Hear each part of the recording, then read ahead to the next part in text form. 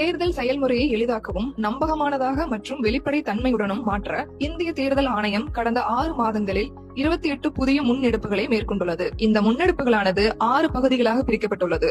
அரசியல் கட்சிகளுடனான இணைந்த செயல்பாடுகள், தேர்தல் முறைகளை தூய்மைப்படுத்துதல், தொழில்நுட்பத்தின் பயன்பாடு, வாக்காளர் பட்டியலின் துல்லியம், வாக்களிப்பதை எளிதாக்குதல் மற்றும் திறன் மேம்பாடு ஆகியனவாகும். இந்த காணொளியில் நாடு முழுவதும் உள்ள வாக்காளர் அடையாள அட்டைகளுக்கு வழங்கப்படும் தனித்துவமான எண்கள் பற்றி பேச போகிறோம். தேர்தல் ஆணையம் வாக்காளர்களுடைய வாக்காளர் அடையாள அட்டை எண் வேறுபட்டிருந்தாலும் அதனை கருத்தில் கொள்ளாது வாக்காளர் தமக்கென ஒதுக்கப்பட்ட வாக்குச்சாவடியில் மட்டுமே வாக்களிக்க முடியும் என்று தெளிவுபடுத்தியுள்ளது. தேர்தல் ஆணையம் இது போன்ற எண்களையுடைய அனைத்து வாக்காளர் அடையாள அட்டைகளுக்கும் தனித்த எண் வழங்கும் நடவடிக்கைகள் எடுக்கப்படும் எனவும், இனிவரும் காலங்களில் வாக்காளர் அடையாள அட்டைகளுக்கு இதே போல தனித்த எண் வழங்கப்படும் எனவும் ஆணையம் முடிவு செய்துள்ளது.